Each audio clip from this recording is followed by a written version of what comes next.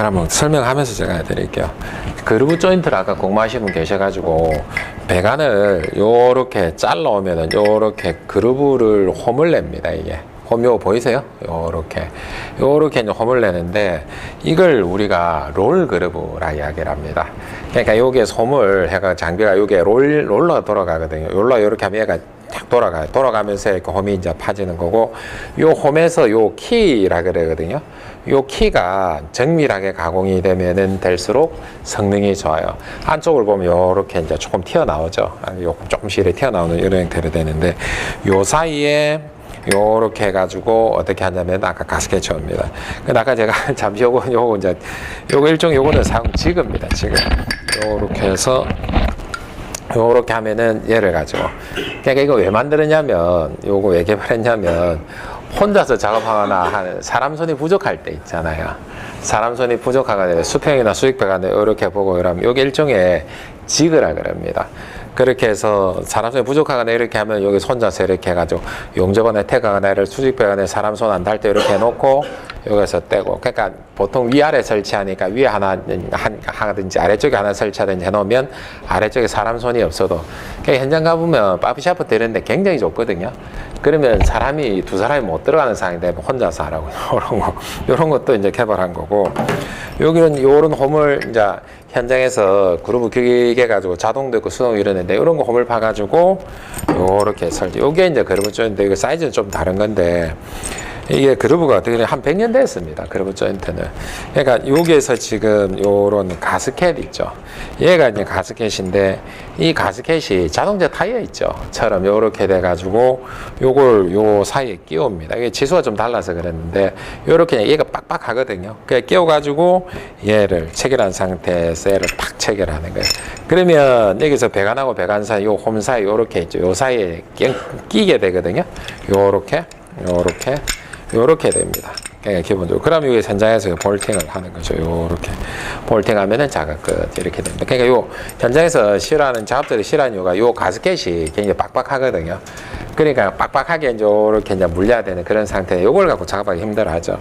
그런데 얘를 가지고 우리가 각도 변이가 조금 더 있는 거. 여기서 보시면 지진 물림 나오죠. 그죠? 여기에서 1도 이상 있으면 이걸 유동식이라 그러는 겁니다. 근데 이 변이가 1도가 안 되면 고정식, 리지드 타입이라 그러죠. 플렉시블이냐, 그다음에 리지드 타입이냐, 그렇게 나눠집니다.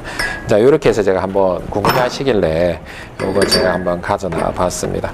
그러면 요런 소소한 것부터 이제 자꾸 현장에서 편리하게 쓸 수 있게끔 하는 이제 그런 것들을 하는 거죠. 자, 그래서 이제 지진 불리움 이렇게 되는데, 지진 불리움은 지금 보시다시피 지진 발생 시 지진으로 인한 진동이 배관에 손상을 주지 않고 배관의 축방향 변이, 회전 1도 이상 각도 변이를 하는 이유. 즉, 축방향 변이라 되는 게 이게 축이죠. 배관이 이렇게 있으면 요렇게 요 방향. 요게 이제 1도 이상. 그러니까 건축물 내진 설계 기준에 따르게 되면 건축 구조 기준이 있잖아요. 그죠? 그렇게 따르게 되면은 건축물의 변이가 한 1도 정도 되거든요. 1도인가 1.5도 그래 되거든요. 정확하게 기억 안 나는데. 근데 이제 거기에 충분히 수용하려고 하게 되니까 우리가 아래쪽에 하나, 위쪽에 하나 두 개를 설치하면 얘가 1도 되니까 웬만한 변이를 수용하죠. 이제 그렇게 해서 건축물의 변이, 그냥 일체 고동이라는 개념을 맞춰서 이렇게 되는 겁니다. 그러면, 자, 여기에서, 요거 한번 봐줄래요?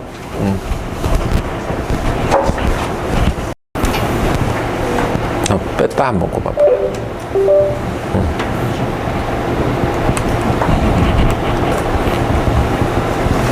왜 안 될까? 잠시만.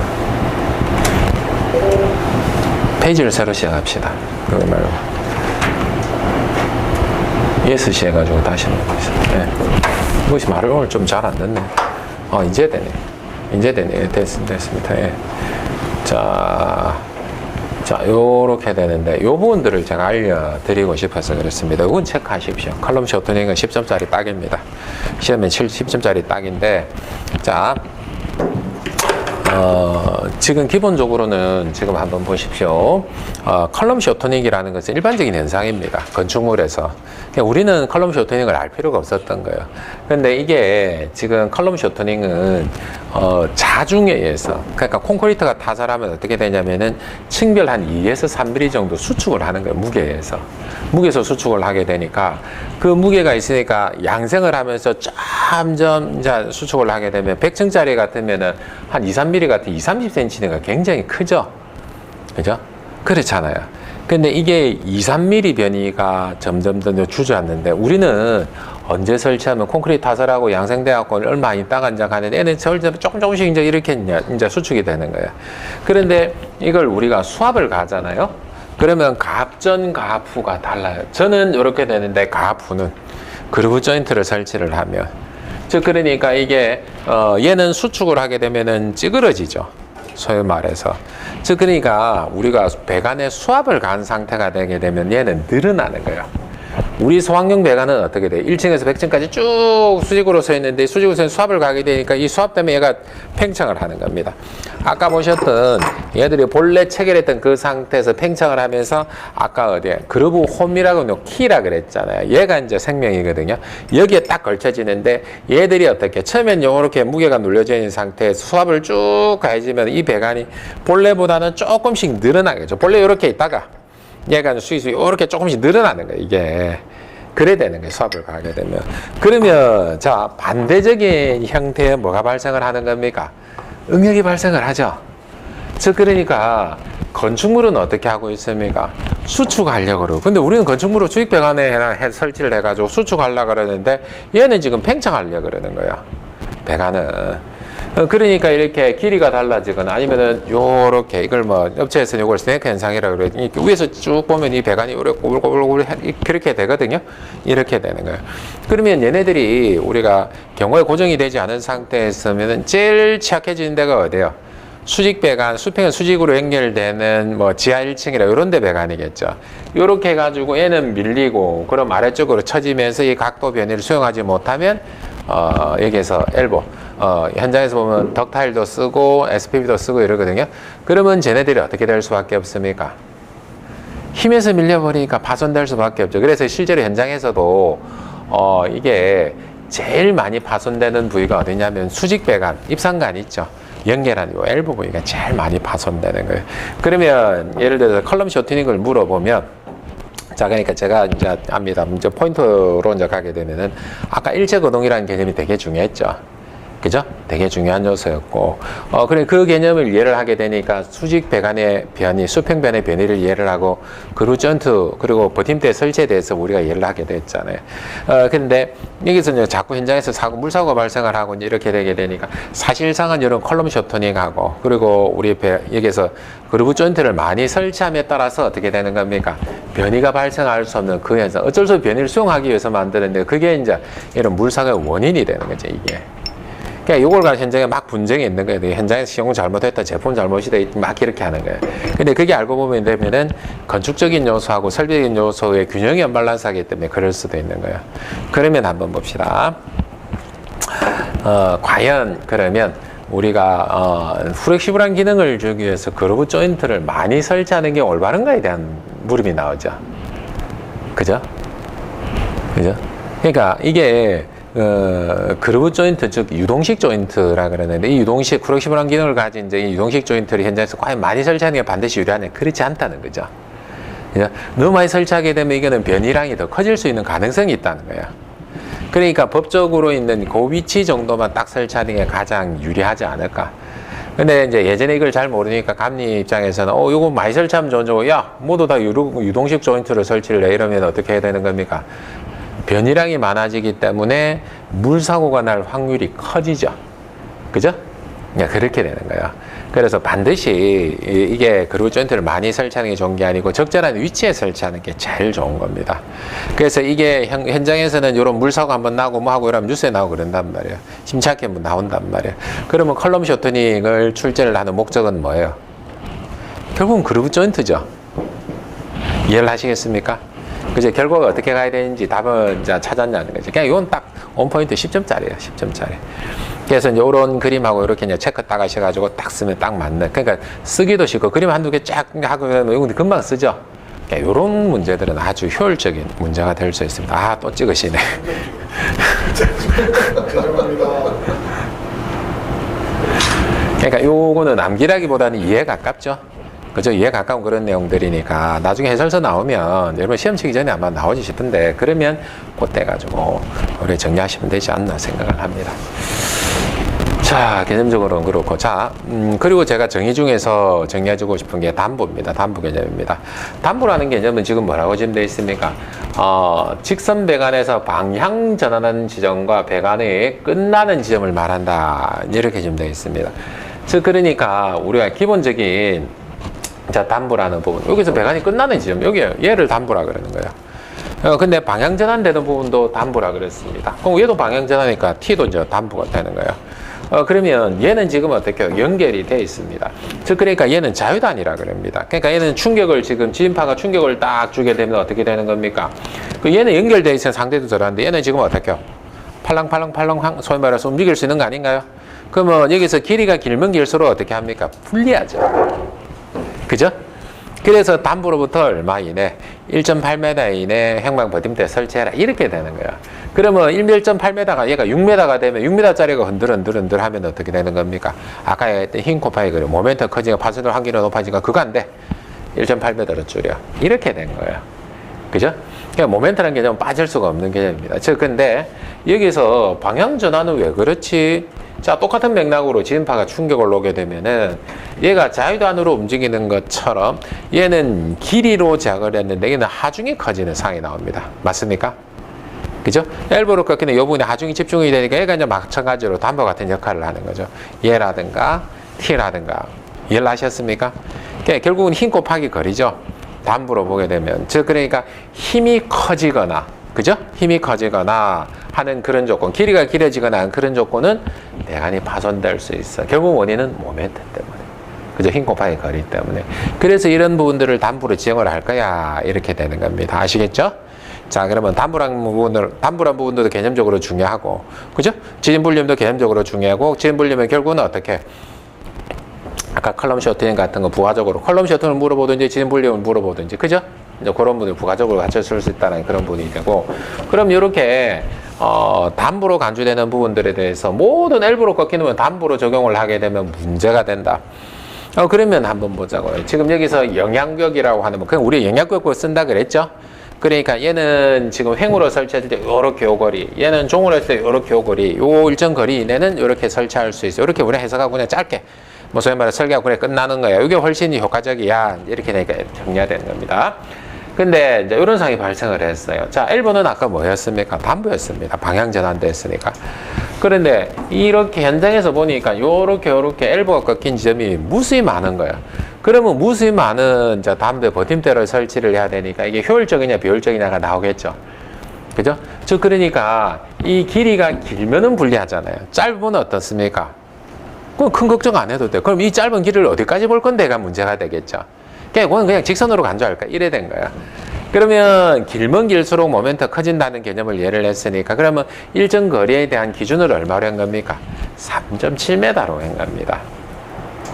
3.7m 넘어가면 어떻게 되는 겁니까? 얘는 담보니까 요 배관을 잡기 위해서 어떻게 버팀대 이렇게 추가를 해야 되는 거예요. 근데 3.7m 이내로 해도 구조적으로 해석을 해보고 우리가 검토를 해보게 되니까 그냥 이렇게 12 꺾이는 거나 이렇게 꺾이는 거나 똑같다라는 거죠. 똑같다. 그냥 직선으로 간주해도 돼. 이 말입니다. 이해를 하시겠습니까? 그러면 혹시 담보를 물어보게 되면 요걸 우리가 상세 배관이라고 하는 옵셋이라 그러는데 이 옵셋을 같이 적어주면 좋겠죠. 이제 담보라는 개념은 이제 의미가 있는 이제 그런 개념이니까. 그러니까 단편적으로 오는 것도 얼마짜리예요? 딱 나오면 10점짜리죠. 그죠? 출제하면 10점짜리예요, 10점짜리. 그러니까 이제 담보에서 아까 이제 같은 이제 그런 형태로 설명을 하고 상세 배관의 개념을 설명하고 모멘트라는 걸 설명을 하고 이제 그렇게 되면은 10점짜리 충분히 채워지는데 제가 볼 때 쓰는데 2, 3번이면 됩니다. 우리가 개념 알고 이제 정의와 이거 암기 아니죠? 그죠? 암기라고 볼 수 없는 내용이잖아요. 정의 쓰고 뭐 쓰고 그래 딱딱딱 그림 딱 그려버려 한 2분 3분 하면 끝나는 거니까 결국은 시험에서 결국은 효율이라고 하는 부분들은 우리가 확실하게 하는 부분은 얼마나 굵고 짧게 쓰고 애매한 문제에 시간을 할애를 해서 어떻게 합리적으로 정리냐가 당나의 관건이잖아요. 항상 기울자 시험이 그렇잖아요. 그러니까 10점짜리 같으면 8문제, 7문제 하는 문제 나오면 내 시험이란 말이야. 그러니까 우리가 25점짜리 같은 경우 3문제 이상만 돼도 내 시험이란 말이야. 그러니까 당락은 항상 어디에서 나오는 겁니까? 애매한 한두 문제. 그걸 어떻게 적느냐, 그리고 그걸 어떻게 합리적으로 풀어내느냐. 그러면 거기서 풀어내기 위한 시간이 필요하죠. 아는 문제 고민하고 고생할 필요 없잖아요. 맞죠? 그게 효율적인 시험이잖아요. 그런 싸움이란 말이에요. 그러면 여기 행도 마찬가지, 종도 마찬가지, 이런 상이 된다라는 거예요. 이해하셨죠? 그죠? 담보하고 이런 분들. 근데 여기서 실제적으로, 실무적으로 가면 어떤 상이 나오냐면, 자, 여러분들, 자, 이것도 표현하는 방법이고, 내가 실무적인 냄새가 있어, 없어, 이렇게 할 수 있는데, 예를 들어서, 이렇게 이제 그림을 하나 그려야 됩니다. 여러분들, 만약에 페이지 채우기가 좀 애매하거나 이렇게 되면은, 자, 스프링클러 저고, 쏴전 저고, 자, 연결 송수관, 이렇게 갑니다. 그러면 예를 들어서 여기가 3.7m가 넘는 구간이 발생을 했어요. 그러면 여기서 담보니까 버팀대.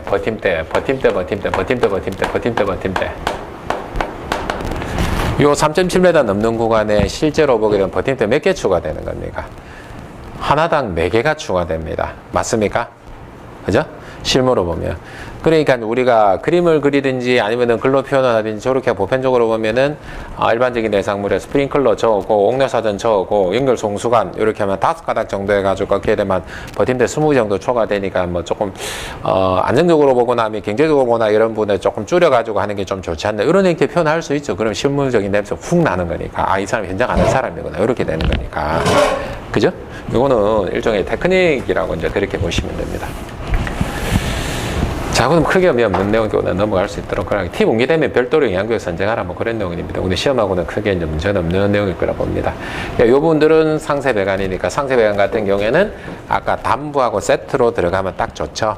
그냥 그렇게 해서 표현해줘요. 정의로 그렇게 지금 돼 있는 내용들이니까 보시면 영양교육 내 직선 배관의 방향 전환도 다시 같은 방향으로 연속될 경우 중간에 방향 전환의 짧은 배관분 담부로 보지 않고 상세하여 직선으로 볼 수 있는데 길이는 얼마? 합선한 길이는 3.7m 이렇게 나타나져 있죠. 이렇게 정리가 됩니다. 이렇게 쓰는 방법. 그리고 여기서 정의에서 이 개념을 잘 이해를 하시면 이것도 만약에 우리가 준비되어 있다라고 하게 되면 정의를 정확하게 쓴다라는 개념이라기보다는 왜 수직하고 수평을 정의로 분리를 해놨냐라는 부분들. 이 부분들은 아까 어디에 설명이 됐냐면 일체거동에 설명이 돼버렸습니다. 그죠? 일체거동에서 수직 배관의 변이가 달랐습니다. 수평 배관의 변이가 달랐습니다. 맞죠? 그러기 위해서는 얘들을 어떻게 했습니까?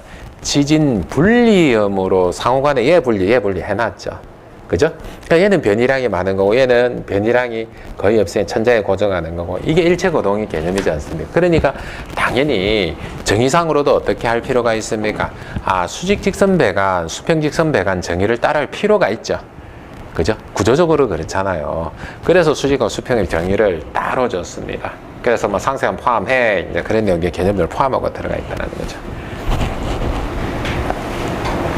자, 그리고 요 부분들은 우리 이제 해설서에 시스템 수직 직선 배관, 수평 직선 배관 이렇게 설명을 하는데 시스템 배관이라 했던가 그렇게 이제 표현되는데 이거는 프릭션 밸브라고 보시면 됩니다. 현장에서 우리 실제로 이렇게 흔하게 설치를 하거든요. 지하 주차장이나 이런 부분에 설치를 하게 되는데 이게 보편적으로 여기서 물을 이렇게 공급해서 이제 가게 되는데 여기 버팀대를 설치를 하게 되는 것은 결국 버팀대부터 해결합시다. 자, 이 중심으로 0.6mm 내에 설치를 해서 이 배관을 보호를 하게 해서 그렇습니다. 그리고 동시에 수평 배관도 보호할 수 있습니다. 그렇게 해서 중심으로부터 0.6m 이내에 설치를 하고 요 버팀대는 공이 지금 얼마 이내로 표현되냐 50mm 이내. 그러니까 조금 있으면 나오게 되는데 종하고 횡의 거리가 짧을수록 안전합니다. 그렇기 때문에 너무 멀리 그러니까 이를 횡을 이렇게 설치하고 종을 한참 뒤에 설치하면 이 효과가 오나요? 안 오잖아요. 그러니까 가급적이면 어떤 위치에? 같은 위치에 설치를 해라. 이게 나중에 이제 모멘트 개념으로 부가적으로 나오거든요. 그게 이제 이유가 있어서 그렇다라는 겁니다. 그런데 여기서 지금 보시면 특이한 표현이 있습니다. 요게 요렇게. 그러니까 그루브 조인트도 여러분들 어디에 설치하냐면 기본적으로 65mm 이상 배관에 설치를 합니다. 그러니까 50mm 배관이면 그루브 조인트 있다 없다? 없어요. 수직 배관이라도. 이해를 하시겠습니까? 그 이유는 뭐냐면 50mm 이하 배관에 기본적으로 유연성이 있어. 이렇게 되는 거예요. 유연성이 있으니까 굳이 그루브 조인트 설치 안 해도 이거는 충분히 수용할 수 이렇게 되는 거거든요. 근데 여기서는 지금 그루브 조인트를 설치를 했는데 이 그루브 조인트 65mm가 넘는다는 거예요. 그런데 담부로부터 0.6m 이내 설치가 되어 있습니다. 기존상. 근데 이 두 높이를 같이 했어요. 근데 조건이 상하 단부에 0.6m 이내에 설치를 하는데 길이가 0.9m 미만, 요 길이가 짧으면 필요 없다. 근데 0.9에서 2.1m 하면은 하나, 근데 2.1m 이상은 어떻게 해요? 두 개를 설치를 해. 이렇게 되잖아요. 즉, 그러니까 이걸 단부로 간주를 함에 있어가지고 요 길이가 영향을 미친다라는 것을 반증을 합니다. 맞습니까? 그것도 이것도 표현해 주기에 따라서 어떻게 되는 겁니까? 상대적으로 저 정도 모멘트는 괜찮아. 길이가 짧으면 모멘트 크지를 않아. 그러면 길이가 길면 길수록 모멘트 크니까 그루브 조인트는 더 많이 들어가야 돼. 그리고 같은 레벨에 맞췄다라는 것은 배관이, 변이가 왔었을 때 어떻게 했으면 좋겠다? 같이 움직였으면 좋겠다. 그러니까 이렇게 되면은 여기서는 또 발생하는 서로 간의 움직임이, 여기 같이 가더라도 이게 꺾이는 게 다르니까 뭐가 발생할 수 있습니까? 배관의 모멘트가 발생할 수 있죠. 그러니까 같은 위치에서 하더라도 위쪽이 됐든 아래쪽이 됐든 어떻게 해요? 이렇게 같이 움직여야 돼. 그래야 변이를 어느 정도 같이 수용할 수 있어. 그런 개념이 여기에 들어가 있는. 이게 이런 프렉션 밸브 말고도 어디에 들어가 있습니까? 알람 밸브 같은. 자, 그런 데도 들어가는 겁니다. 그래서 이런 개념을 가지고 있다는 것을 아시면 좋을 것 같습니다.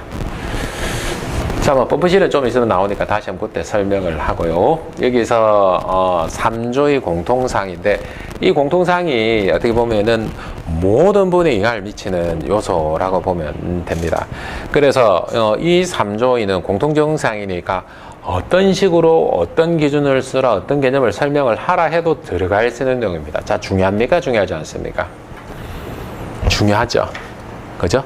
모든 영역에 영향을 다 미치는 이제 내용이니까. 그죠?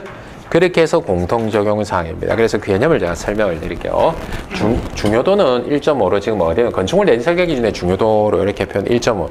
1.5는 지금 뭐냐면 기본적으로 내진 시스템을 구축을 해라라는 의미입니다. 근데 우리 아까 제일 처음에 소방은 어떻게 된다 그랬습니까? 기능 유지가 핵심이라는 거죠.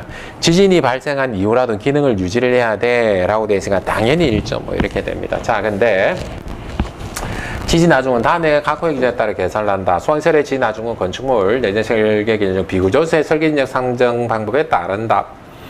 자, 그러니까 건축물 내진 설계 기준에 이제 따를 수 있다. 소방시설은 기본적으로 이렇게 할 수 있다. 그런데 허용 응력 설계법을 적용하는 경우에는 제1호의 산정 방법 중 허용 응력법 이외의 방법으로 산정된 설계 진역의 0.7을 곱한 값을 지진 하중으로 적용한다. 이렇게 나타나져 있습니다. 이게 지금 뭐냐면 우리 내진 설계 기준은 여기는 우리 소방시설의 내진 설계 기준은 허용 응력법에 따라 설계를 합니다. 근데 건축물 내진 설계 기준은 한계상태법이라는 형태로 설계를 하거든요. 그러면 우리 금속이나 이런 분들은 이런 곡선이 있습니다. 이렇게 변형률이 쭉 가다가 훅서 법칙 이렇게 나가지고 이렇게 가거든요. 요 점에서 설계하는 게 한계상태법이에요. 근데 여기서는 지금 최고점 여기서 극한 강도 설계법이라 하기도 한계상태법이라 하기도 하는데, 그러니까 여기서의 각각의 변이량하고 마중하고 이런 분들이 차이가 갭이 있죠. 그러니까 요거는 우리가 소방에 설계하는 방법이거는 구조에서 설계하는 방법, 여기서 설계하거든요. 그냥 요 차이만큼의 개수가 얼마라는 겁니까? 0.7인 거예요. 그러니까 기본적으로는 허용역법으로 한계상태법으로 한 것도 허용법 환산할 때는 0.7 곱하면 그거 적용할 수 있어. 그 말이거든요. 그렇게 이제 떨어진다라는 겁니다. 그래서 수평지진 하중은 다음과 같이 한다. 그래서 허용응력 설계법으로 하면 다음과 후에 어느 하나를 적용한다 이렇게 좀 되어 있는데, 허용응력법에 따라서 지진 개수를 산정하는 방법이 별표 1입니다. 그 별표 1에 보게 되면 단주기 응답 지수가 어떻고 이런 거 나오거든요. 그건 잘 몰라도 관계는 없습니다. 그렇게 한다라는 것 정도만 알고 계시면 이제 될 것 같고. 자, 일단은 여기서 보시게 되면은 지진 하중은 FPW, 얘가 수평 지진 하중이죠. 그리고 CP가 지진 개수고, WP는 이제 가동 중량입니다. 자, 그러면 하나씩 보자고요. 가동 중량은 지금 뭐라는 거예요? 그냥 실제 무게라 간주를 하면 됩니다. 실제 무게. 실제 무게라고 간주를 하면 되고, 배관 같은 경우는 안전율 조가 15% 줍니다. 수조 같은 경우는 굳이 안전율 15%, 안전율 15% 줄 필요 없고, 하중 고도력 1.0 이렇게 적용하기도 하거든요. 장비라든가 수조라든가. 그러니까 안전율 적용은 이제 그렇게 각각 달라질 수는 있어요. 근데 CP는 지금 어떻게 되냐면 별표에 따라 산정한다. 이렇게 그 별표 1을 외의 것은 어떻게 해요? 거기에 따라 0.7. 이게 한계상태법이라 그랬잖아요. 즉 그러니까 우리가 등가 정적 하중이라는 표현을 씁니다. 맞습니까? 그죠? 등가 정적 가중이라는 표현을 아마 내진을 조금 보거나 실무를 하신 분들은 이제 그런 이야기를 한번 들어요. 이 등가 정적 가중은 어디에서 나오냐면 건축물 내진 설계 기준이라는 데서 등가 정적 가중이라는 표현을 씁니다. 자, 말 그대로 한번 해석을 한번 해보자고요. 등가 정적 해중이라는 것은 같은 값이라는 겁니다. 등가는 같은 값을 가지는 정적 하중입니다. 그러니까 기본은 우리가 어떻게 될 수밖에 없어요. 자, 뭐 배관이 됐든 뭐가 됐든 좋습니다. 이렇게 해서 충격을 오게 되면 얘네들은 어떤 형태로 되는 겁니까? 좌우로 뭐가 생기는 겁니까? 진동이 생깁니다. 맞습니까? 결국은 지진은 동하중이 맞죠. 즉 그러니까 지진을 아까 이제 우리 영상 보셨잖아요. 보면 하중을 주면 어떻게 되니까 막 흔들리고 이렇게 되잖아요. 이 흔들리는 게 배관 파손되지 않게끔 잡아주는 역할을 하잖아요. 그러면 결국은 여기서 배관에 가해지는 하중은 결국은 뭐예요? 진동위에서 동적 하중입니다. 맞습니까? 그죠? 그러면 이 동적 하중을 표현할 때 우리 어떻게 할 수 있냐면 F 이퀄 mg 많이 봤습니까? 그죠? 질량은 있죠. 가속도를 얼마만큼 하느냐. 그러니까 지구상이니까 어떻게 합니까? 중력 가속도 9.8 곱하기 기본적으로 맞습니까? 근데 아마 은연중에 들었을 겁니다. 뭐 0.2G가 어떻고 0.14G가 어떻고. 그죠? 즉 그러니까 이게 이제 무슨 말이냐면은 기본적인 중력 가속도 이외에 여기서는 얘는 이게 동적 하중이 0.14를 곱하거나 0.2를 곱하면 뭐가 나오겠습니까? 하중으로 환산되겠죠. 그죠? 단순하게 접근을 하면. 그러니까 이걸 동적 하중인데 이 지진계수라는 것을 구해가지고 여러 가지 요소를 고려해 지진계수라는 걸 구해가지고 우리가 0.41이라는 형태 내지는 0.36 이렇게 나오거든요. 허용법으로 별표에 따라가면 이렇게 나오거든요. 이것을 같은 값을 가지는 정적 하중으로 환산해서 만든 거야. 그게 등가 정적 하중이라는 겁니다. 근데 그런 방법이 하나는 허용응력 설계법이라는 게 있고 하나는 어떻게요? 건축물 내진 설계 기준에 따라서 한계 상태 설계법 내지는 극한강도 설계법 이렇게 설계법이 두 가지가 나눠지는 거예요. 그러니까 구조 기준에서는 자 그런 한계 상태법의 설계를 하니까 우리는 허용응법으로 하는 기준이 필요하니까 곱하기 0.7하면 요거 인정해 줄게. 그렇게 되는 겁니다. 그러면 그런데 여기서 이렇게 보시면 돼요. 예를 들어 우리가 그 건축물이 흔들리면 자 건축물이 이렇게 있는데 이렇게 흔들리면 자 진해에서 충격이 오게 되면 얘가 이렇게 움직이거나 얘가 이렇게 움직이거나 이렇게 움직이잖아요. 이렇게 좌우로 흔들흔들 하잖아요. 그래서 그러면 여기서는 아래쪽은 어떻게 될까요? 진동이 상대적으로 제일 작죠. 그러니까 진원에서 탁 이렇게 이제 충격이 오게 되면 그러니까 흔들림이 다르잖아요. 그죠? 그런데 이 흔들림을 다르지만 일괄 전체 적용을 해서 할 거야. 그러면 아래쪽이 진동 주기가 크든 작든 어떻게 하나로 적용할 거야. 그게 지금 뭐냐면 허용응력법이거든요. 그러니까 진동이 크든 작든 우리는 지진구역 1, 지진구역 2 이렇게 나눠지는데 지진구역 2는 어디냐면 제주도하고 강원북부입니다. 그러니까 이걸 우리나라를 지도를 만들었죠. 지진이 많이 발생하는데 발생하지 않는데 미국 같은 지진이 발생하지 않는 데는 내진 설계를 할 필요가 없잖아요. 그죠? 그렇게 되잖아요. 그러니까 우리나라도 그래 나눠놨단 말이에요. 그렇게 해서 이걸 지진구역 1일 경우 지진구역 2일 경우 각각 하면 얘는 0.41로 나오고 얘는 0.36이 나온단 말이에요. 근데 일괄 다 적용을 하면 아래층도 위층도 그러면 과설계가 되겠죠. 그죠? 이게 허용응격법인데 이걸 우리가 환산을 했습니다. 어떻게 환산을 했냐면은 자, 등가 정적 하중을 특정한 조건에 특정한 개수를 넣고 그리고 이제 안전 조건을 넣어서 만든 게 지금 어떻게 나왔냐면은 한계 상태법으로 하게 되면 여기는 작으니까 진동 작으니까 높이에 따라 진동 작으니까 여기는 작게 줄 거야. 근데 상대적으로 꼭대기 가면 높으니까 진인 하중 많이 줄 거야. 그러니까 우리 스프링클러 배관을 규약 배관 방식으로 하는 일괄적으로 적용하느냐 아니면 수리 계산회가 유속 관련회가 점점 줄여서 가장 합리적으로 하느냐 그런 차이 있죠. 그게 이런 설계법의 차이거든요. 그래서 진동 많으면 많이 주고 작으면 작게 주고 그게 한계 상태법이라 보시면 됩니다. 한계 상태법으로 하는 게 상대적으로 유리하게 이제 그렇게 이제 나옵니다. 실제적으로 보게 되면. 자, 그런 부분들이 있고 그래서 허용응력법 현대 내진 설계 기준에 적용하는 게 허용응력법이고 한계 상태법은 건축물 내진 설계 기준에 따라서 실질적으로 제가 계산을 하면 얘보다는 얘가 훨씬 유리하게 나옵니다.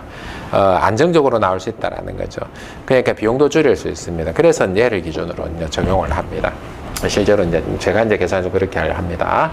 그래서 이게 지금 뭐냐면 단주기 응답지수별 수합에 관해 지진계수 이렇게 했는데 여기에 따라서 SS라든가 뭐 이런 것들을 적용을 하게 되면은 지진구역 1, 지진구역 그러니까 요지방 가속도가 있고 단주기 응답지수 있고 이쪽에서 우리가 뽑아내거든요.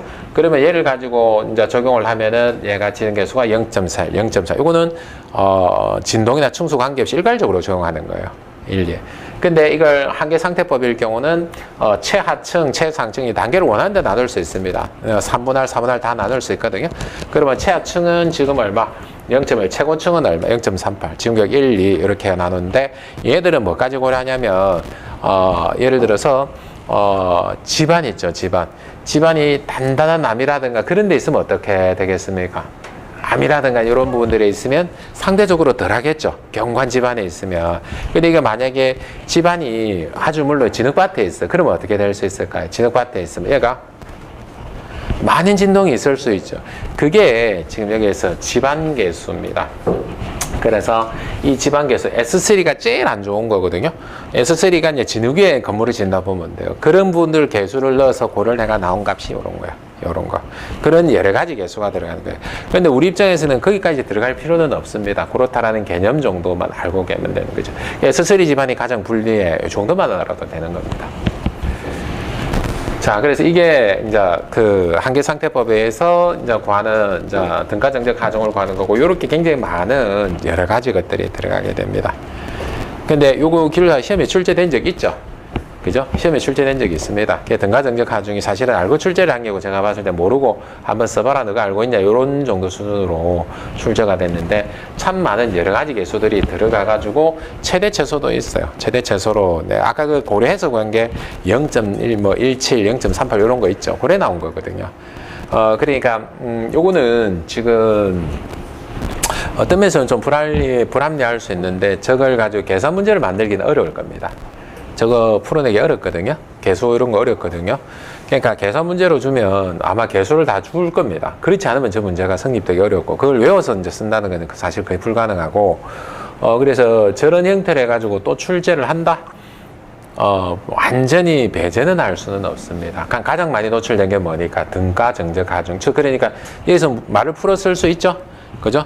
지진은 뭐다? 동적 하중이고 진동이 이렇기 때문에 이 동적 하중을 같은 값을 가지는 등가를 가지는 정적 하중으로 환산한 게 등가 정적 하중이라는 거예요. 무슨 말인지 아시겠죠? 그러면 높이에 따라 달라집니다. 그죠? 높이에 따라 달라지는데 그 높이에 관련한 부분이 1 플러스 h분의 2z 이렇게 되는 이게 높이거든요. 높이 비율이거든요. 거기에 따라 적용하는 거예요. 자, 그리고 앵커볼트, 자, 중요합니다. 출제된다고 봅니다. 저는 출제가 되는데, 왜 이때까지 출제가 되지 않았냐를 보게 되면 어려워서 그렇습니다. 어려워서 그렇습니다. 그래서 해설서에 많은 것들을 풀어놨습니다. 그래서 그 개념을 제가 좀 설명을 드릴게요. 여기 보게 되면 이거는 현재 기준상으로 이렇게 되는데 수조, 가압송량제, 함, 제어반, 비상저던, 가스개별, 분말, 소화, 설비, 저장기 등은 건축물 내진 설계 기준의 비교조수의 정착부의 기준에 따라 앵커볼트를 설치한다. 정착이라는 표현을 씁니다. 고정이 아니고 세팅이 아니고 정착이라는 표현을 쓰거든요. 근데 수조라든가 가압송제, 함, 제어반 요게 일반적인 흔들림 방지 버팀하고 전혀 다르죠. 자, 가령 예를 들어서 제가 설명드렸던 게 아까 남성부 여성분 이렇게 있습니다. 아까 제가 이제 그 지하철에가 설명을 했으면 그럼 남성분의 무게 중심은 이렇게 있었고 여성분의 무게 중심은 이렇게 있습니다. 길이도 얘가 길고 얘가 짧습니다. 그럼 얘를 앵커링을 합니다. 자, 힘 곱하기 거리 이렇게 봤었을 때 힘 곱하기 거리 이렇게 봤었을 때 당연히 얘가 불리하죠.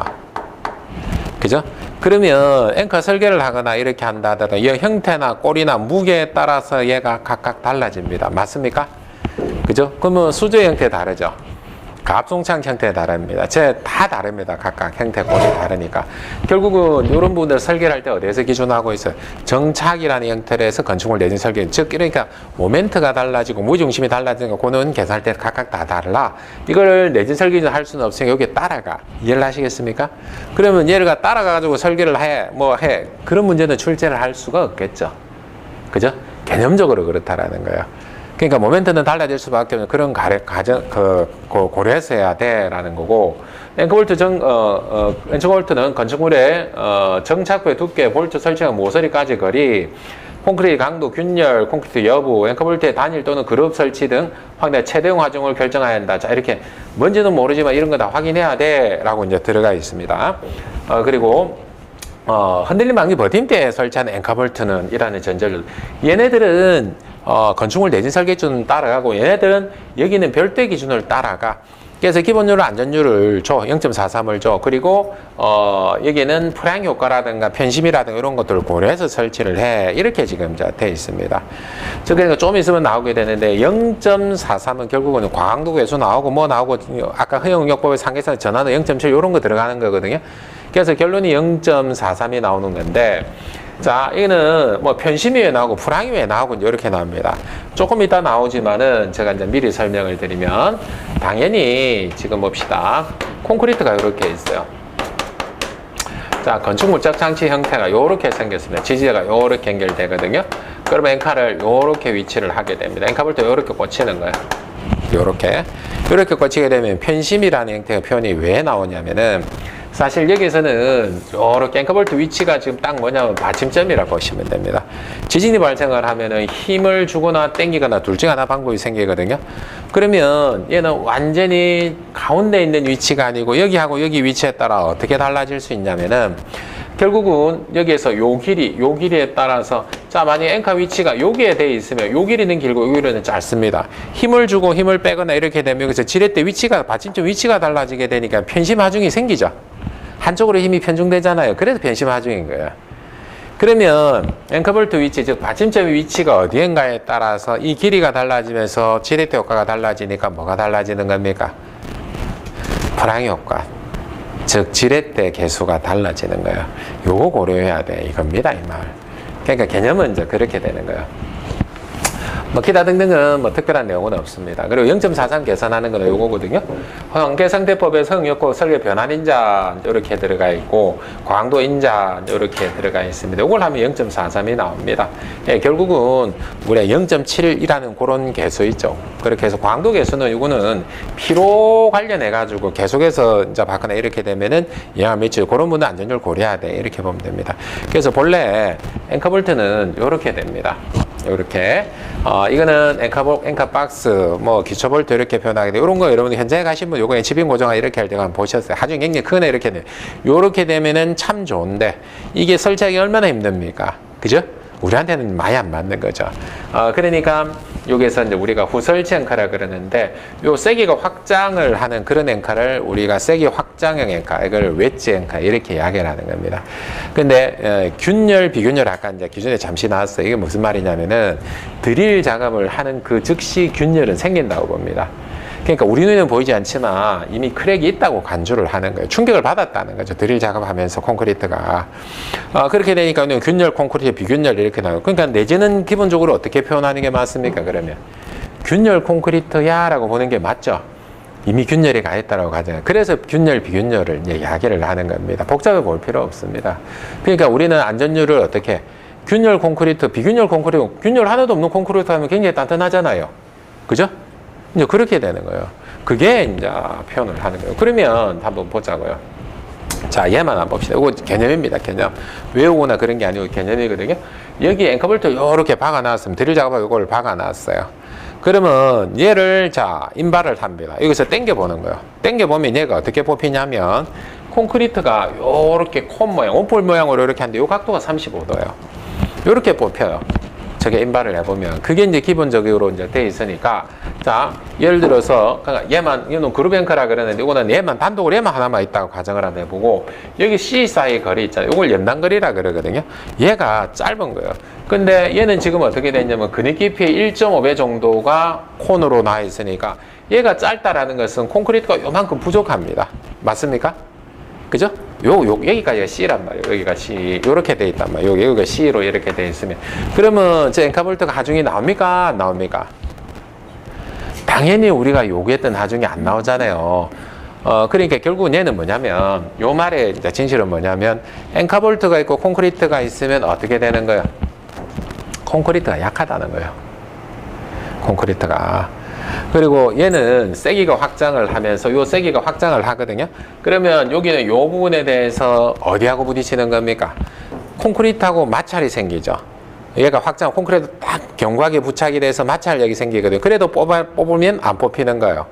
그러니까 콘크리트는 기본 확장이 돼서 마찰력에 의해서 지지를 하는 겁니다. 맞습니까? 그죠? 그러니까 그 상태에서 딱 뽑는데 이렇게 콘크리트가 구조체가 전체 콘을 형성할 정도가 되는데 그렇지를 못하니까 그러면 얘는 어떻게 해요? 하중이 제대로 안 나오죠. 맞습니까? 그죠? 그겁니다, 그거. 이게 이제 가장 기본적인 상황인 거예요. 근데 잘 보십시오. 여기는 요 사이 S가 그러면 근육 깊이 1.5배, 1.5배 이렇게 되니까 근육 깊이 1.5배만큼 해가지고 띄우고 하면은 얘는 어떻게? 얘는 얘들 개별, 얘는 얘를 개별 이렇게 쓰는 거예요. 하중을. 근데 얘가 지금 어떤 상태냐면은 이 거리가 너무 좁은 거예요. 이 거리가. 앵커볼트 사이 거리가 너무 좁으니까 어떻게 될 수밖에 없습니까? 얘 두 개를 인발을 딱 해보게 되면은 콘크리트가 요렇게 앵커볼트 요렇게 박혀 있는데 그러면 얘네들이 요렇게 뽑히지 않을까요? 그러면 콘크리트 살이 약하니까 어떻게 될 수밖에 없습니까? 두 개는 설치를 했지만 두 개에 해당하는 하중을 받지를 못하는 거예요. 왜냐면 콘크리트가 약하니까. 당연하잖아요, 저게. 이게 그룹 앵커란 말이에요. 그죠? 그러면 그룹 앵커가 전혀 영향을 미치지 않도록 하려면 요 사이 거리를 많이 띄우면 되죠. 근데 그렇지를 못하니까 콘크리트 강도가 약해지니까 얘는 어떻게 되는 겁니까? 계산을 다시 해서 적용을 해야 돼. 그게 단일 앵커, 그룹 앵커 이렇게 되는 겁니다. 아시겠습니까? 그죠? 그러면 한번 보자고요. 그러면 콘크리트가 약하다는 진실을 알았으니까 자, 우리 현장에 보통 쓰는 게 FCK 이렇게 계산상 표현을 쓰는 FCK가 21MPa 이렇게 되거든요. 그게 압축 강도 확인하는 건데 아마 현장 여러분들 보셨을 건데 현장 가보신 분들은 동그랗게 이렇게 해가지고 그 공시체라 그러거든요. 그러니까 콘크리트 타설해가지고 우리가 순살 아파트가 어떻고 뭐가 어떻고 무너지고 막 그랬잖아요. 콘크리트 강도 안 나가지고 그걸 주기적으로 확인한단 말이에요. 그러면 우리도 여기서 보면 콘크리트 강도가 큰 게 좋습니까? 작은 게 좋습니까? 어떤 게 더 안전할 것 같습니까? 당연히 콘크리트 강도가 크면 클수록 앵커볼트 하중도 크게 나오죠. 그렇잖아요. 그러니까 얘하고 강도가 얘하고 비교를 해보면 얘가 콘크리트 약하니까 뽑히는 거야. 얘가 뽑히는 거죠. 그렇지 않으면 얘가 잘리거나 인발되거나 그렇게 된단 말이야. 앵커가. 그죠? 그러면 이 콘크리트 강도가 크면 클수록 앵커볼트 하중은 커집니다. 맞죠? 그죠? 그렇잖아요. 당연한 거잖아요. 그러니까 그게 기본적인 개념이란 말이에요. 그래서 이제 그걸 FCK라는 형태로 표현을 하고 콘크리트 강도에 따라 달라져 라는 이제 그런 개념들을 알고만 있어도 도움이 되는 거예요.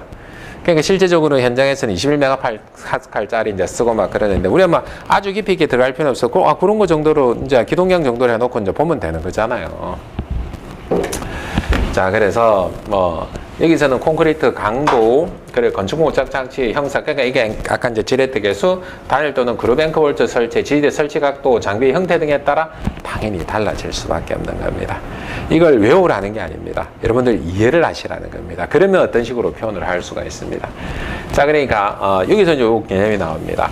어떤 개념이 나오면 수평지지 하중이 지금처럼 뭐든지 하게 되면은 이 지지대 설치 각도에 따라 하중은 결국은 어디로 전달돼요? 최종적으로 앵커볼트로 전달되는 거예요. 그러니까 버팀대도 마찬가지고 모든 장비 마찬가지고. 그러면 자, 힘이 최종적으로 전달되는 앵커볼트가 제대로 설계되어 될지 않느냐가 굉장히 중요하지 않나요? 얘가 설계가 제대로 되어 있지 않으면 이 시스템 자체가 무용지물이죠. 그렇잖아요. 그래서 앵커볼트가 사실 우리 어렵지만은 굉장히 중요한 거예요. 그러니까 이 내용을 알게 되면 이걸 지금까지 앵커볼트 출제 안 된 이유 아세요? 어려워서. 솔직히 어려워서. 그래서 지금 제가 설명을 하고 있는 부분들을 이해만 해도 웬만큼 답을 쓸 수가 있어요. 그렇게만 되면 되죠. 그러니까 지금은 알고 쓰는 게 출제를 하는 게 모르고 출제를 하는데 앵커볼트 중요해라는 게 이게 점점 인지를 하고 가고 있는 시점이랍니다. 앵커볼트 한 번도 안 났잖아요. 내지는 한 번도 안 났어요. 길라 시험에. 나온단 말이에요, 그러면. 아시겠죠? 그죠? 그래서 앵커볼트 기본은 이렇게 됩니다. 그러니까 얘네들은 자 보십시오. 자, 저 보십시오. 이해를 하셔야 됩니다. 이 진동이라는 개념을 이해를 하게 되면은 달리 보게 되는데, 자, 지진은 지금 한번 보십시오. 전진이 있습니다. 맞습니까? 본진이 있습니다. 또 여진이 있습니다. 자, 그러면 이렇게 돼 있었을 때, 자, 제 손이 건축물 부착장치, 즉 얘를 건축물 부착장치라 그러고 얘를 버팀대가 아니고 정신미증이 지지대입니다. 지지대고 요거하고 요 세트가 흔들림 방지 버팀대라고 표현을 하는 겁니다. 즉 그러니까 여기서는 결국은 힘을 전달하는, 소화배관에 왔던 힘을 전달하는 역할을 하는 게 흔들림 방지 버팀대, 그리고 앵커볼트 이렇게 되잖아요. 그죠? 이 전달되는 힘이, 자, 여기는 지지대 설치 각도에 따라도 달라집니다. 지대 설치 각도에 따라 하중 달라져 나중에 나옵니다. 그러면 요렇게 되는 요분의 건축물 부착장치인데 앵커가 지금 요렇게 설치되어 있단 말이에요. 요렇게 설치되어 있단 말이에요. 그러면 얘네들이 왔었을 때 전진이 옵니다. 쿵 옵니다. 본진이 옵니다. 그리고 어떻게 왔어요? 최종적으로 여진까지 이렇게 왔으면 결국은 진동이죠. 그럼 여기서 무수히 많은 뭐가 생기는 겁니까? 우리 눈에 보이지 않지만은 프랑의 효과가 나오잖아요. 그죠? 지렛대 효과가 나오잖아요. 맞죠? 그러면 이렇게 앵커볼트를 시험해야 되는 게 맞지 않습니까? 앵커볼트가 이렇게 진동에 관해 가지고 딱 왔을 때 이걸 가지고 이상이 없어라는 거 확인해야 되는 거 맞지 않냐는 거죠. 그죠? 그러면 정하중 시험 안 되는데 이걸 어떻게 할 건데 그렇게 나오죠. 그죠? 결국은 이제 이 진동이라는 개념을 알게 되면 이렇게 됩니다. 그러니까 실제 시험하게 되면 이런 모델을 만들거든요. 그래서 29일 양생을 합니다. 그렇게 해서 이렇게 스타트를 하게 되는데 이게 하중시험기거든요. 하중시험기에서 이렇게 시험용 지그를 설치를 해서 인발을 합니다. 요게 이제 이렇게 쭉 장비로 당겨보는 거예요. 이렇게 장비로 당겨보면은 이걸 단조가력이라 그러거든요. 단조가력은 뭐냐면 표현이 여러분들이 좀 익숙하지 않아서 그랬는데 동하중이 가해지지 않는, 속도가 가해지지 않는 상태를 쭉 당기는 거예요. 그러면 속도에 의한 충격을 쿵 주게 되면 속도에 의한 영향으로 달리 테스트가 될 수 있는 거죠. 그러니까 균일하게 주기 위해서 어떤 형태도 동일한 이제 성능을 나타내기 위해서 이걸 기준을, 그러니까 단조가를 아주 작은 속도를 쭉 해가지고 콘크리트 강도에서 여기서 얼마 정도 인발이 되는지, 그러면 콘을 형성을 하면서 딱 꼽히겠죠? 그죠? 그걸 확인하는 거예요. 이게 단조가력인 거예요. 그런데 여기서는 보시면 얘는 눕혀서는 이번에는 이렇게 세로로 세워서 얘를 설치를 해서 이걸 시험용 지그라 그러는데 여기서는 지금 어떤 시험을 하고 있습니까? 전단이라고 되어 있고 반복시험이라고 되어 있습니다. 즉 그러니까 우리가 천장에서 설치를 했었을 때 앵커볼트 이렇게 설치하고 이렇게 됐었을 때 얘는 지금 어떻게 보고 있습니까? 지진파의 충격에 따라서 인발압조 이렇게 되니까 얘를 딱 세로로 딱 세워버리면 어떻게 되는 겁니까? 요 상태로 되게 되니까 얘를 지금 어떻게 하고 있어요? 똑같죠? 그러니까 얘를 지금 진동이라는 개념이 있으니까 이 진동을 확인하기 위해서 요 상태에서 전단 능력을 균열을 냅니다. 균열 콘크리트에 균열을 낸 상태에서 어떻게 하고 있어요? 일부는 이렇게 밀었다 당겼다 밀었다 당겼다 사이클을 줘가 10사이클 이상 30사이클 요렇게 사이클을 줘가지고 진동이 간 것처럼 밀었다 당겼다 밀었다 당겼다, 그래서 그 하중에 이상이 없다는 것을 확인해서 오케이 됐어. 이렇게 시험을 하는 거예요. 이렇게. 그러니까 진동이라는 개념하고 그런 거를 다 포함을 해서, 그래서 이런 시험을 거친 것들이 이제 시험 방법이 뭐냐면 해설지에 들어가 있는 것 같아요. 후설치는 선설 이렇게 했는데 시험하는 방법은 후설치 앵커볼 아까 드릴 작업하는 거다 내지는 선설치 하는 거, 시험하는 방법은 똑같습니다. 그러니까 이런 코드에 시험 완료해서 그래 ACI 318, 355.2, 355.4, AC 446 이런 코드들인 겁니다. 저런 코드들이 저런 시험하는 방법이고 저 시험에서 그러면 테스트 해가지고 요 정도 하중 견뎌 이렇게 하면은 쓰는 거예요. 앵커볼트 실제는 요겁니다. 요게 답니다. 그러면 내진용 앵커볼트는 요런 시험은 거치는 게 맞겠죠. 진동이라는 요소를. 근데 이런 걸 몰랐던 거 이때까지. 이런 모르니까 어떻게 되는 겁니까? 그냥 넘어갔죠. 맞는지 안 맞는지 모르고 긴지 아닌지도 모르고 그냥 넘어간 거예요. 그렇게 정리됩니다. 그래서 뭐 요런 개념이라는 걸 알고 계시면 되고, 그러니까 뭐 요렇게 공시체, 그러니까 콘크리트 강도가 얼마 나오는지 요렇게 좀 확인하는 거예요. 콘크리트 강도 그러면 우리가 21MPa 이런 거 나와야 되죠. 요런 거 현장에 가보면 이 공시체라 그러는데 이렇게 해가지고 시험하기 위한 모델을 공시체라 그러거든요. 콘크리트 요렇게 해가지고 만들어 놓은 거 있고 요거가 시험하는 거예요. 그 시험 완료한 거, 과시험 완료해갖고 요것도 우리 개발한 겁니다. 자랑 좀 한번 하면 요거 아무것도 아닌 것 같은데 요렇게 해가지고 있다가 콘크리트 타설하게 되죠. 왜냐하면 드릴 작업 같은 거 하면은 균열 생에 균열 없이 만들라고. 그렇게 해서 요렇게, 그러니까 타설하면 드릴 작업 자체가 없어지나요? 거푸집 제값이 요렇게 튀어나오는 거지. 그럼 천장 같은 데 설치하면 고조 작업 필요 없잖아요. 그러니까 요게 이제 저희가 해특허 은상인가 받았습니다. 요게 해특허 이제 거기에서. 그러니까 아무것도 아닌 것 같지만은 요런 것들을 만들어서 결국은 드릴 작업 없으면 어떻게 사고 확률 발생 확률 줄죠. 드릴 작업하다가 철근 뭐 끊거나 아니면은 전기배관 파손하고 그런 사례 비일비재하거든요. 그런 거 없애는 이제 그런 형태라고 보시면 됩니다. 자, 자랑 좀 했고요. 그래서 요거는 요런 거에 성적서 볼 때 여러분들 보셔야 되는 게 AC446 요런 거에 이제 기준을 가지고 시험을 했어라고 하게 되면 어떻게 되는 겁니까? 그러면 제대로 진동시험에 이런 것들 했구나라고 간주를 해줄 수 있는 겁니다. 그렇지 않으면 어떻게 되는 겁니까? 내준용 엔카가 아닌 거예요. 그렇게 정리됩니다. 자, 그러니까 이런 분들은 고민을 하지 않고 적을 수 있죠. 그리고 여기서는 얘는 프라임 개수는 어떻게 될 것 같습니까?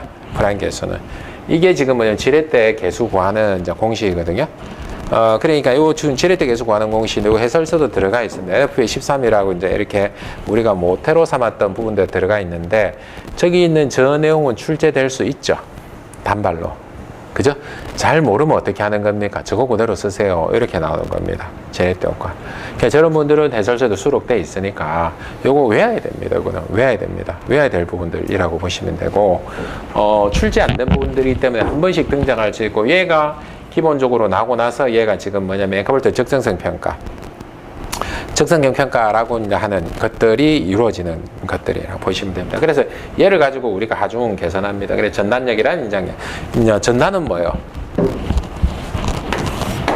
앵커볼트 요렇게 밖에 있는 상태에서 자, 요렇게 있으면은 힘을 요렇게 주게 되면은 전달하거나 빠지게 되면은 일부는 요렇게 가고 일부는 요렇게 해가지고 얘를 뽑는 힘이 생기죠. 요로 뽑는 힘이 생기잖아요. 인발은 요거고 전단은 요거잖아요. 요걸 다 확인해야 돼. 이렇게 되는 겁니다. 여기서 요 공식 정도까지는 얘는 출제될 수밖에 없는 사항일 거고, 얘도 우리가 단발로 보게 되면 10점짜리, 뭐 내지는 같이 출제하면 요거는 25점짜리 정도 될 수 있습니다. 한숨을 푹푹 쉬고 있습니다. 아씨, 저거 저런 말이고, 씨. 그런데 이제 앵커를 출제를 하면 지렛대 효과라든가 이런 분들이 있잖아요. 출제를 안 할 수는 없습니다. 저기는 조공식이죠. 전단력 확인하고 인장력 확인해가지고 저 수치가 1.2 이내에 해야 되거든요. 개별적으로 1.0, 1.0 되는데 쟤를 출제할 수밖에 없는 요소는 돼 있습니다. 25점짜리 만점이라 생각하면 저거 메리트가 있습니다. 항상 싸움은 어디서 하는 겁니까? 하기 싫은 거하고 싸워야 되죠. 하기 싫은 거하고. 힘들지만은. 그래서 좀 복잡하지만 그런 내용들이 있다라는 거 아시고 보시면 됩니다. 여기는 우리 조금 쉬었다가 지나가도록 그렇게 할게요. 네.